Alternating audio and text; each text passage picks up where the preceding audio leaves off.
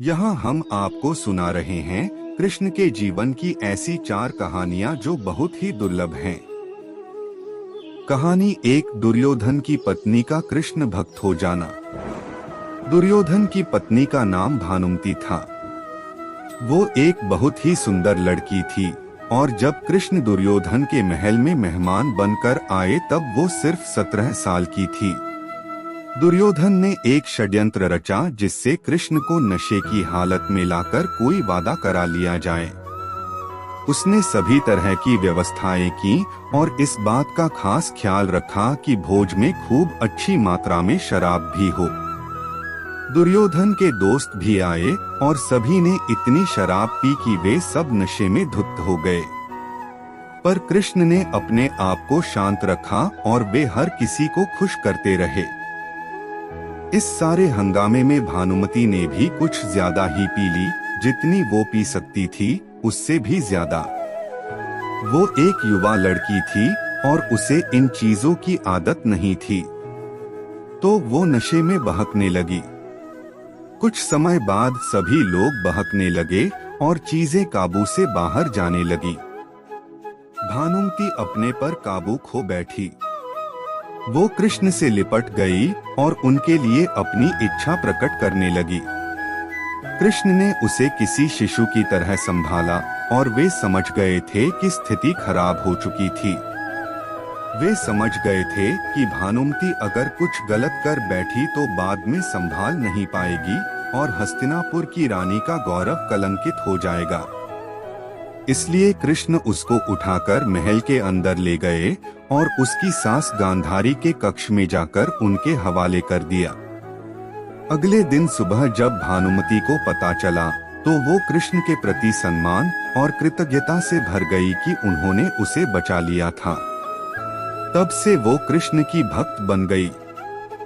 कहानी 2, कृष्ण की घमंडी पत्नी। सत्यभामा कृष्ण की दूसरी पत्नी थी। वो एक बहुत ही घमंडी स्त्री थी। उसका ये मानना था कि वो सबसे सुंदर और सबसे अमीर स्त्री थी क्योंकि उसके पिता एक बहुत ही धनवान व्यक्ति थे।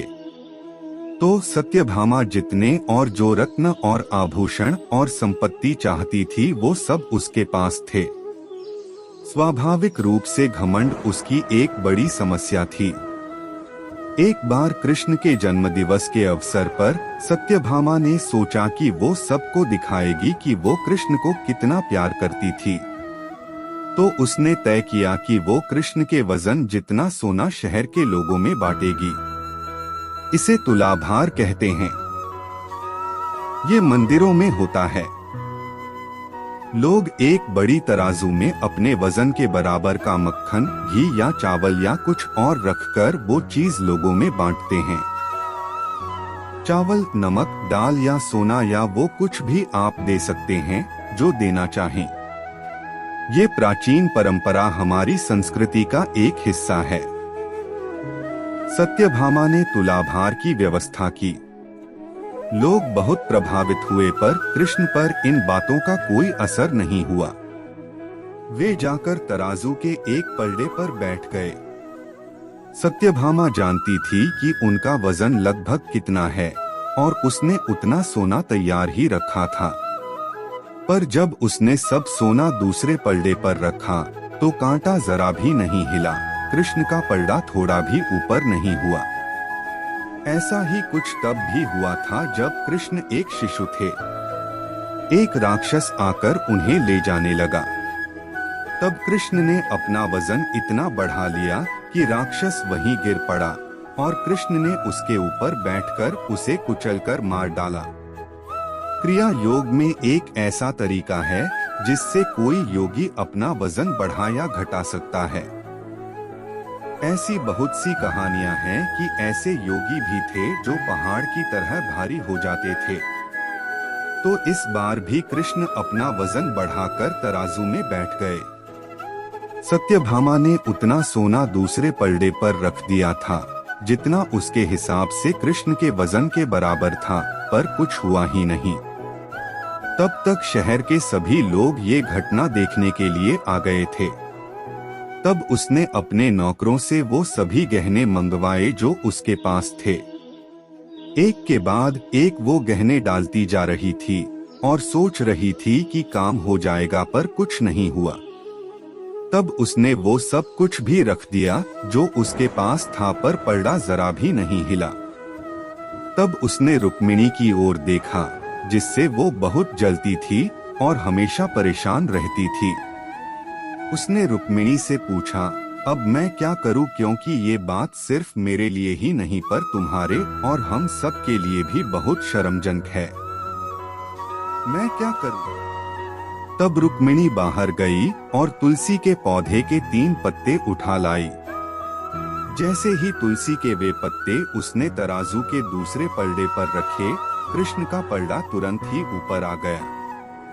कहानी 3। कृष्ण का अर्धभक्त। एक दिन कृष्ण दोपहर में खाना खा रहे थे और सत्यभामा बहुत ही खुशी और गर्व के साथ खाना परोस रही थी, क्योंकि वो ऐसे व्यक्ति नहीं थे जो रोज खाना खाने घर पर आए। उसे ऐसा अवसर कभी कभी ही मिलता था कि वो उन्हें खाना परोसे, तो वो ये बहुत खुशी और आनंद से कर रही थी। खाने के बीच में ही कृष्ण अचानक उठ खड़े हुए और हाथ धोए बिना ही दरवाजे की ओर दौड़ने लगे। सत्यभामा अवाक रह गई और बोली, अरे ये क्या है? खाना तो खा लीजिए और फिर जाइए। कृष्ण बोले, नहीं, मुझे जाना जरूरी है, और मुख्य दरवाजे की ओर दौड़ पड़े। पर अचानक वे वापस मुड़े और खाना खाने बैठ गए। तब सत्यभामा ने पूछा, आप इस तरह क्यों दौड़ पड़े और क्यों वापस आ गए? ये सब क्या है? कृष्ण ने जवाब दिया, मेरा एक भक्त जंगल में बैठा था और उसके जीवन प्राण ही कृष्ण कृष्ण कृष्ण हो गए थे। मैंने एक भूखे बाघ को उसकी ओर आते देखा तो मुझे जाना पड़ा। मैं दरवाजे तक पहुंचा ही था कि उस बेवकूफ ने पत्थर उठा लिया, तो मैं वापस आ गया। अब उसे अपने आप ही अपनी परिस्थिति संभालने दो। कहानी 4। कृष्ण के सिरदर्द का इलाज। एक बार कृष्ण के जन्मदिवस के अवसर पर उत्सव मनाने के लिए बहुत बड़ी तैयारियां की गई थीं। नृत्य, संगीत और भी बहुत कुछ। लोग बड़ी संख्या में इकट्ठा हुए, पर कृष्ण घर में ही बैठे रहे। वे शायद उसमें भाग लेना नहीं चाहते थे।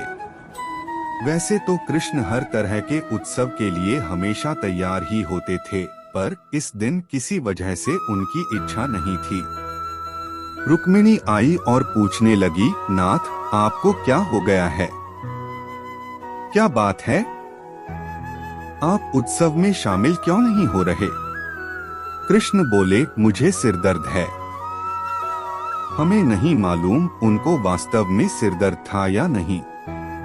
हो सकता है कि वाकई हो, और ये भी संभव था कि वे नाटक कर रहे हों। उनमें वो योग्यता थी। कृष्ण बोले, कोई जो मुझे वाकई में प्यार करता हो, वो अपने पैरों की धूल अगर मेरे सिर पर मल दे तो मैं ठीक हो जाऊंगा। रुक्मिणी बोली, हमें वैद्यों को बुलाना चाहिए। तो वैद्य आए। उन्होंने हर तरह की दवाइयां दी। कृष्ण बोले, नहीं, ये सब चीजें मुझ पर असर नहीं करेंगी। लोगों ने पूछा, तो हमें क्या करना चाहिए? तब तक बहुत सारे लोग इकट्ठा हो गए थे। सत्यभामा आई, नारद आए। हर कोई परेशान था। क्या हो गया? क्या हुआ है? कृष्ण को सिर दर्द है। हम उन्हें ठीक करने के लिए क्या करें? कृष्ण बोले, कोई जो मुझे वाकई में प्यार करता हो, वो अपने पैरों की धूल अगर मेरे सिर पर मल दे तो मैं ठीक हो जाऊंगा। सत्यभामा बोली, ये क्या बात हुई? मैं आपसे बहुत प्यार करती हूँ, पर ये नहीं हो सकता कि मैं अपने पैरों की धूल लेकर आपके सिर पर लगाऊं। हम ऐसा काम नहीं कर सकते। रुक्मिणी रो रही थी। हम ये कैसे कर सकते हैं? ये तो आपका अनादर होगा, अपमान होगा। हम ये नहीं कर सकते। नारद भी पीछे हट गए। मैं ऐसा कुछ भी करना नहीं चाहता। आप स्वयं भगवान हैं। मुझे नहीं मालूम कि इसमें क्या रहस्य है, पता नहीं इसमें कौन सा जाल होगा। मैं अपने पैरों की धूल आपके सिर पर रखूंगा तो हमेशा नरक की आग में जलूंगा। मैं ऐसा कोई काम करना नहीं चाहता। चारों ओर बात फैल गई। हर कोई सत्ते में था। हम ये काम नहीं कर सकते। हम सब उन्हें बहुत प्यार करते हैं, पर ऐसा करके हम नरक में जाना नहीं चाहते। उत्सव मनाने के लिए लोग कृष्ण का इंतजार कर रहे थे, पर कृष्ण अपना सिरदर्द लेकर बैठे थे। फिर ये बात वृंदावन तक पहुंची। गोपियों को मालूम पड़ा कि कृष्ण को सिरदर्द है। तब राधा ने अपनी साड़ी का पल्लू फाड़कर जमीन पर बिछा दिया और सब गोपियां उस पर नाचने लगी। उन्होंने फिर वो पल्लू नारद को देकर कहा, इसे ले जाइए और कृष्ण के सिर पर बांध दीजिए। नारद वो धूल भरा पल्लू ले आए और उसे कृष्ण के सिर पर बांध दिया। कृष्ण का सिर दर्द तुरंत ठीक हो गया। कृष्ण ने हमेशा स्पष्ट रूप से बताया कि उनके लिए कौन सी चीज सबसे ज्यादा महत्वपूर्ण थी। हालांकि वे राजाओं के साथ घूमते थे और उन्हें बहुत से राज्य भेंट किए गए, पर उन्होंने वे नहीं लिए। उनके लिए यही सच्चा, निस्वार्थ, सरल प्रेम ही महत्वपूर्ण था।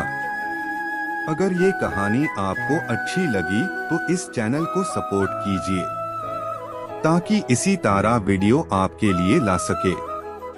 धन्यवाद।